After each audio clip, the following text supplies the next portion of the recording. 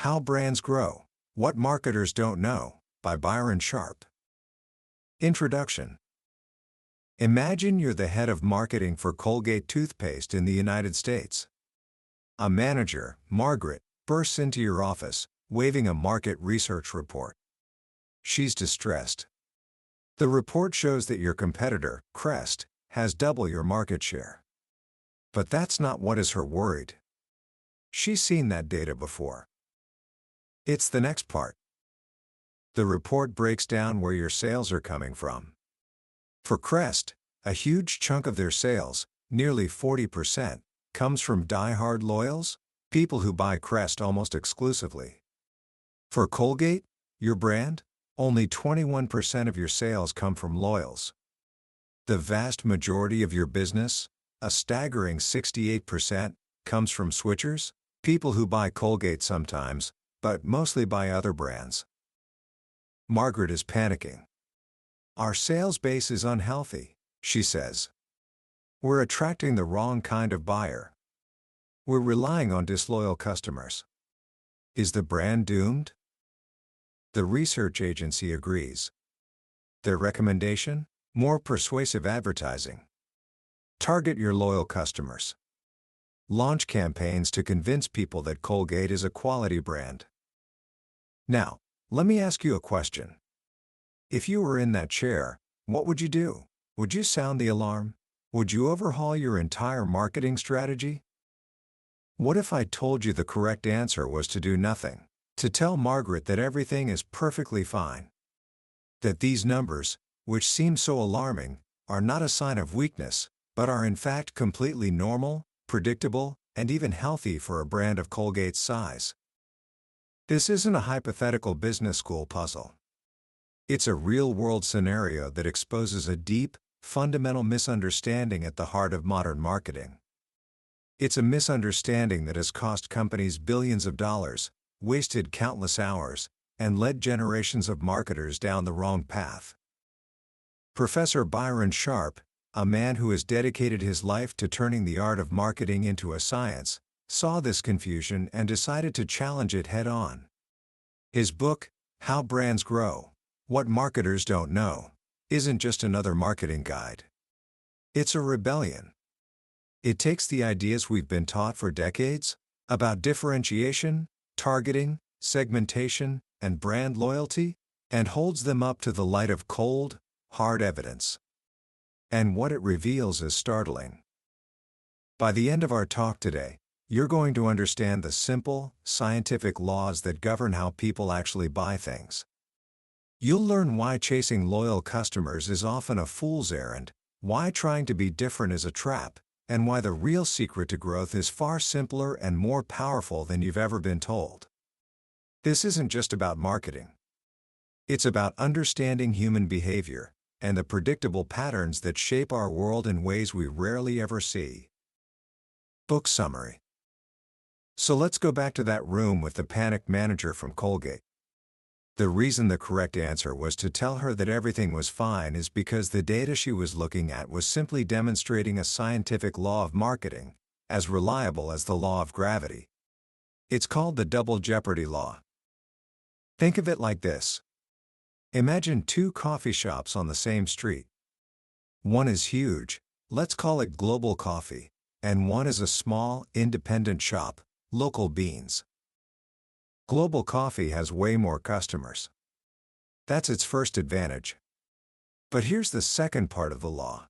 It's double jeopardy. The customers of Global Coffee also, on average, visit a little more frequently than the customers of Local Beans. The small shop gets hit twice. It has fewer customers to begin with, and those few customers are also slightly less loyal. This isn't because Global Coffee has some secret sauce for creating loyalty. It's a predictable pattern. Brands with a larger market share always have more buyers, and those buyers are always slightly more loyal. The loyalty doesn't cause the size leads to the loyalty.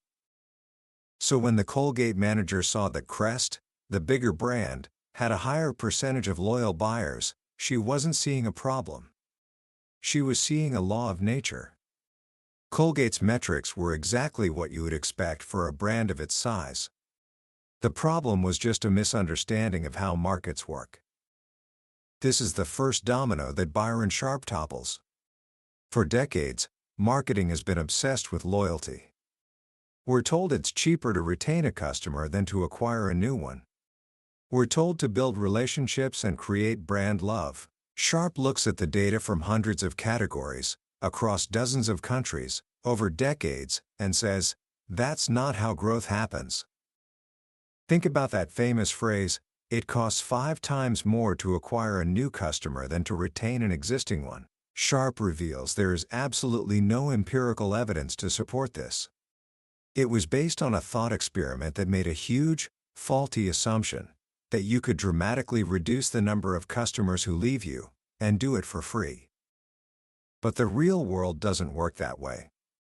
All brands, just like all coffee shops and all relationships, lose customers.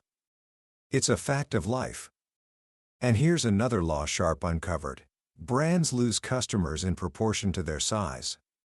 Big brands lose more customers in absolute numbers, but as a percentage of their customer base, they lose fewer than small brands. It's another form of double jeopardy. He shows data for car brands in the UK. The market leader, Ford, had a defection rate of 31%. A smaller brand, Peugeot, had a defection rate of 57%. Was Peugeot's customer service terrible? Were their cars falling apart? No.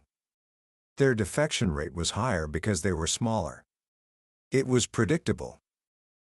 So, if you can't dramatically stop customers from leaving, because defection is a predictable part of the game, what's the only path to growth? Acquisition. Gaining new customers. This seems almost too simple, doesn't it? But Sharp shows that when you study brands that are growing, the growth almost always comes from getting more new buyers, not from making existing buyers more loyal. Growth is a penetration game. It's about getting more people to buy you, even if it's just once in a while.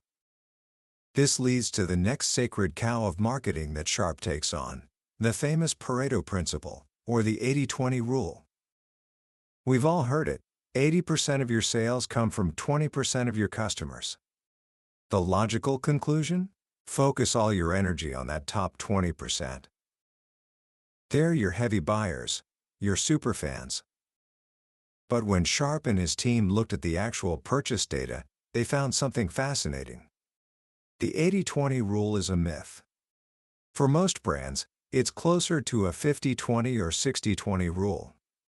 The top 20% of your customers account for about half of your sales. Which means the other half comes from the long tail, the bottom 80% of your customers. These are your light buyers. And this is where it gets truly mind-bending. Let's take one of the biggest, most dominant brands on the planet, Coca-Cola. Who do you think is a heavy buyer for Coke? Someone who drinks it every day? Several times a day? The data shows that the average Coca-Cola buyer in the UK purchases it for themselves about 12 times a year, or once a month. But that average is misleading, because a few people buy it hundreds of times a year. To balance them out, you need a huge number of people who buy it far less. So, what does a typical Coke buyer look like? They buy Coke for themselves just once or twice a year. Let that sink in. Half of all of Coke's customers buy the product, at most, twice a year. If you buy yourself a Coca-Cola more than 3 times a year, you are officially one of Coke's heavy buyers. This isn't just about Coke. It's a universal pattern. For almost every brand in every category, the customer base is overwhelmingly made up of light, infrequent buyers. These aren't fans. They don't have a relationship with the brand. They barely think about it. And yet, collectively, they are the foundation of the business. This reveals a fatal flaw in targeting only your heavy buyers. Not only are you ignoring half your business, but Sharp shows another law, the law of buyer moderation. The people who are your heavy buyers this year will, on average, buy less next year.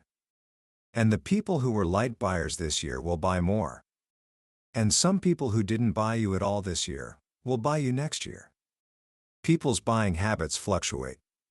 It's like a regression to the mean. So, if you focus only on this year's heavy buyers, you're chasing a group that is guaranteed to shrink. The implication is radical.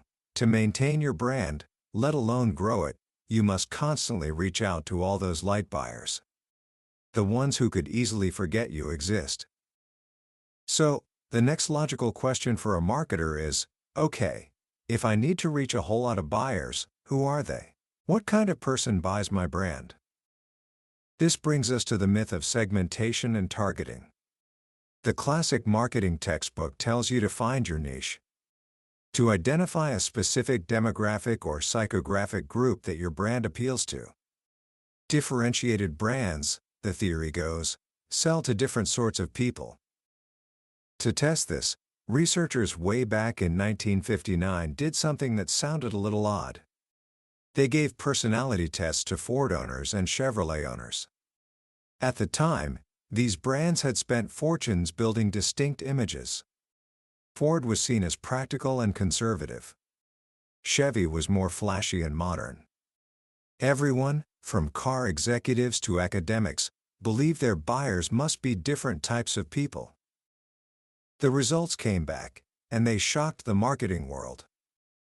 The personality profiles of Ford and Chevrolet owners were essentially identical. At first, people argued. They said the study was flawed. But then it was repeated, again and again, with different products, in different countries, using hundreds of variables, demographics, values, media habits. The result was always the same. Competing brands sell to the same sorts of people. Your customer base looks just like your competitor's customer base. The only real difference is its size. Sharp shares some brilliant examples of this. He shows data for beer brands in Canada. You have Coors, Budweiser, Corona. Brands with different prices, different origins, different images. Yet their customer profiles are almost indistinguishable. They all sell to the same mix of men and women, young and old, across all income levels. Perhaps the most hilarious example is the Yorkie chocolate bar in the UK. For years, Nestlé ran a cheeky, aggressive marketing campaign with the slogan, "It's not for girls." The packaging had a symbol of a woman crossed out. If ever there was an attempt to target a specific segment, in this case, men, this was it. So, what does the Yorkie customer base look like today? It's about 56% male and 44% female. Despite a campaign literally telling half the population not to buy it, women still make up nearly half of its customers. The lesson is profound. Your brand doesn't grow by appealing to a small, specific tribe. It grows by appealing broadly to everyone who buys the category. The idea of a niche brand is largely a myth. Most niche brands are just small brands. They have fewer buyers, who are slightly less loyal. They aren't special, they are just following the law of double jeopardy. This means your competitors' customers could be your customers. There's nothing fundamentally different about them that stops them from buying you. And it also means your customers could just as easily be theirs. This leads us to the biggest, most foundational myth of them all. The one that every marketing course, every textbook, every consultant has drilled into our heads as the ultimate truth. Differentiate or die. The idea is simple. You must find a unique selling proposition, a meaningful point of difference that gives customers a reason to choose you over everyone else. Without it, you're just a commodity, and you're doomed. Sharp argues this is the most damaging myth in marketing. He asks a simple question: do buyers actually perceive the brands they buy as being meaningfully different? His team conducted massive studies across dozens of categories, from soft drinks to banking to cars. They asked regular buyers of a brand a simple question: is this brand different or unique from others? The results were stunning. On average, only about 10% of a brand's own customers believe it is unique or different. Think about that. 90% of the people who loyally buy a brand do not see it as being special or different from the competition. They buy it anyway. He even looks at Apple, the poster child for differentiation. In a study from the late 90s, when Apple's design and operating system were starkly different from PC's, only 27% of Apple's own users perceived the brand as either different or unique. Most of its users, its fanatics, saw it as just another computer that did computer things. So if people don't buy brands because they are different, why do they buy them?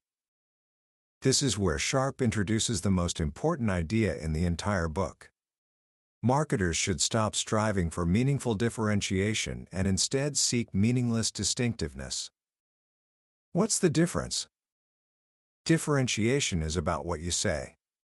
It's about having a unique feature or benefit. Our toothpaste whitens teeth better. Distinctiveness, on the other hand, is about what people see and recognize. It's about having a unique set of sensory cues, colors, logos, fonts, taglines, characters, jingles, that make your brand instantly identifiable. You don't need a reason to choose McDonald's over Burger King. You just need to see a pair of golden arches from a distance and have your brain instantly register McDonald's. The red can with the white swirl doesn't persuade you that Coke is better than Pepsi. It just ensures that when you're thinking of a cola, Coke comes to mind. That's distinctiveness. It's about being easy to notice and easy to remember. This brings us to the grand, unifying theory of how brands grow. If all the old rules are myths, what are the new rules? Sharp boils it all down to two simple, powerful concepts: mental availability and physical availability. That's it. That's the whole game. The goal of all marketing is to build these two assets. Mental availability means being easy to think of. It's the probability that a buyer will notice, recognize, or think of your brand in a buying situation. It's not just brand awareness. It's about building a rich network of memories in a person's mind. When someone thinks refreshing, they think Coke. When they think a quick lunch, they think Subway. When they see a swoosh, they think Nike. Advertising's primary job is not to persuade, but to build and refresh these memory structures, making the brand salient and easy to recall. Physical availability means being easy to buy. It's about distribution. It's making your brand as easy to find and purchase as possible, for as many people as possible, in as many situations as possible. Coca-Cola's famous goal was to be within an arm's length of desire. If a person thinks of your brand but can't find it easily, they'll just buy something else. They don't care enough to go on a quest. Brands with high market share are always high in both mental and physical availability. They are easy to think of and easy to find. Small brands are weak in one or both. This simple theory explains everything we've talked about. It explains why price promotions and loyalty programs often fail to create long-term growth. They are terrible at reaching new, light buyers. They mostly reward your existing customers for doing what they were already going to do. They don't build mental or physical availability among the people you need to reach. It explains why advertising works. Not by persuading people with rational arguments, but by reaching a massive audience and gently nudging their memories. It keeps the brand top of mind, so when a buying situation arises, your brand is one of the few that gets considered. The job of advertising is to reach, not to teach. And it explains why brands grow through penetration. By building mental and physical availability, you make your brand an easy, obvious choice for more people. You get more light buyers. Your penetration goes up. And as a predictable consequence of that increased market share, your loyalty metrics will tick up slightly. The job of a marketer, then, isn't to be a creative genius trying to find a magical point of difference. It isn't to be a psychologist building deep emotional relationships with a tribe of superfans. The job of a marketer, according to Byron Sharp, is to be a systematic, evidence-based manager of availability. To make your brand easy to think of and easy to buy, for everyone. It's a simpler job, but in many ways, it's a much harder one. It requires discipline, consistency, and a relentless focus on reach. It's not magic. It's science. Commentary. What I find so powerful about Byron Sharp's work is its liberating clarity. For so long, marketing has been shrouded in myth and mystery. It's been treated like a dark art, a complex game of psychological chess where you try to outwit the consumer, build a brand personality, and create an army of passionate advocates. Sharp, with the cool precision of a scientist, sweeps all of that off the table. He replaces superstition with evidence, and complexity with simple, repeatable laws. He tells us that your job isn't to be a magician, it's to be a gardener. You need to make sure your brand is planted everywhere it can possibly grow, that's physical availability. And you need to make sure it gets enough sun and water to be noticed and remembered, that's mental availability. The most profound lesson for me is the shift in focus from trying to be loved to simply being thought of. The idea that Coca-Cola's empire is built not on fanatics, but on millions of people who barely think about it and buy it only once a year, changes everything. It's humbling. It reminds us that our brands are a tiny, insignificant part of our customers' lives. And our job isn't to demand their love and devotion, but simply to earn a fleeting moment of their attention when it matters most, in a buying situation. This approach feels more honest, and far more effective. It frees you from the pressure of having to invent some unique, world-changing brand purpose for a brand of toilet paper or canned soup. Instead, it directs your energy toward what actually works: consistency, reach, and distinctiveness. So, how can you start applying these ideas today? Here are a few simple thoughts. First, stop obsessing over your ideal customer. Look at the data for who buys the entire category. That's your audience. Your next question shouldn't be, how do I appeal to this tiny slice of them? But rather, how can I cost-effectively reach more of all of them? Second, do a simple audit of your brand's distinctive assets. What are your non-negotiable sensory cues? Your colors, your logo, your tagline, your packaging shape. Are you using them consistently, everywhere, all the time? If you change your packaging or your ad style with every new campaign, you are essentially making your brand invisible to the majority of your light buyers who only see you once in a blue moon. And third, change your core marketing question. Instead of asking, "What is my unique selling proposition?" start asking, "How can I make my brand easier to remember and easier to find in one more situation than it was yesterday?" This simple shift in focus from persuasion to availability is the heart of Sharp's entire philosophy. It's a move from arguing with people to just showing up. That was a journey through the core ideas of How Brands Grow by Byron Sharp. We've covered the major landmarks today, but I'll be honest with you, a summary is like looking at a travel brochure. The real adventure happens when you take the trip yourself. It's in the quiet moments of reading when a particular chart, a specific study, or a simple sentence connects with your own experience and gives you that aha moment. This summary is a map, designed to show you the destination and help you decide if it's a journey worth taking. If anything we've talked about has sparked your curiosity or challenged what you thought you knew, I encourage you to grab a copy of the book. Reading it isn't just about learning marketing principles, it's about fundamentally changing the way you see the world of commerce and the people within it. A link to the book is in the description below. Also, if you found some value in our time together today, it would mean the world if you'd hit that like button and subscribe to the channel. That way, you won't miss our next deep dive into another transformative book from the billionaire's bookshelf. Let's keep learning and growing together.